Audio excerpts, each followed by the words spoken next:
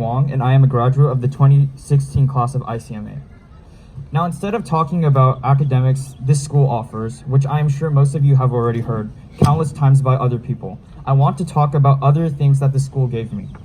These things are very necessary in the real world, but are not taught very well in other schools. The first thing I would like to say is that anyone and everyone is not born with a destiny or a personality set by default. I believe that anyone can change their future by the way they interact, learn, and follow. I think this happened for me. The previous year before going to ICMA, I went to an elementary school, whose name I will not say. This school was known for their professional strength in teaching kids. However, even during kindergarten, first grade, and second grade, I refused to learn. I refused to do my homework, and I refused to cooperate. To be frank, I was just not a good student. But you might be asking, Andrew, what makes a good student? Well, the best students honestly are those who do not memorize their multiplication tables, recite formulas, or sit at a table for hours upon hours reading. A good student is one who has all the necessary tools to be successful in the real world. Many of these tools I learned through the school. Upon arriving in the school, as a new student in third grade, many of these tools were missing from my toolbox. However, as time passed by, I started to learn. No, I'm fine. In the real world, the most successful people are those who operate with the skills of communication and emotional understanding. It might seem like a very basic idea, but it is very hard to grasp. No matter how smart someone is, without patience, communication skills, the trait of listening, and the ability to lead, they will go nowhere in life. Basically, smart people don't make it that far just by being smart. I've seen it countless times in my high school. There's always someone, quote, too smart for other people and don't want to work with others. They don't want to receive criticism and don't want to wait for anyone. Those people end up at the bottom because they never want to improve themselves. The strongest people financially, mentally, and physically are those who have over the years learned from others, worked with them, and waited for them. Those 4 tools are the most important. Sure, being smart is useful, but it really isn't the foundation. Personality skills are.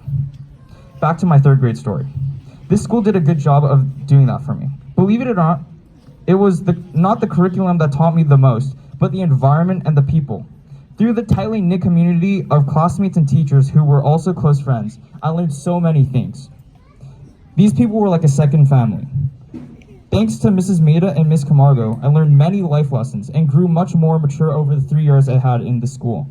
I learned to happily talk to others during projects and class time when it was needed, and accept constructive criticism and wait for anyone or anything.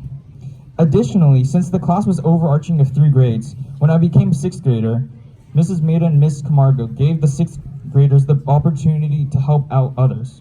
This helped the different ages get along better, but also allowed for the younger ones to learn from the older ones, while the older ones learned how to guide, lead, and use their leadership. Now, from my standpoint, it's really unfair to say that business or running a company is the best thing a person can do, but there's a lot of evidence going that way. Every single day, jobs of different fields are being slowly replaced by artificial intelligence. It has come to the point where even medical positions and lawyers are not going to exist. As of now, truck driving and car services are being replaced by automated cars. Soon, 4.4 million people will be out of work. That's how important the business industry is. AIs will never replace the job of creativity and business. But there's nothing for these brave 6th graders to worry about. They have all the tools to lead a business. They have the ability to learn, wait, communicate, and lead. As far as I'm concerned, I think that all of these 6th graders will do very well in the future without a doubt. Fast forward to today, I am currently on the varsity golf team, doing marching band, enrolled in all honors, and taking 2 AB classes next year. And you might be thinking, wow, that's a lot. But honestly, with these 4 skills, I was just able to do this. There was no wit and there was no talent. It was all just these 4 skills that helped guide me. That being said, I would like to thank Mrs. Maida one more time for all the amazing years. Additionally, I would also like to thank her for giving me the opportunity to start my very own summer camp in the school during the summer. It will teach the kids the importance of STEM as well as the importance of creativity. I thank Mrs. Maida very much for this opportunity and the support she has given me. Without her, I would never be able to have launched this camp. Currently, I am working with several other people to help me get this on track. Without the life skills, I wouldn't be able to do it. I really have to thank this school and all the amazing teachers.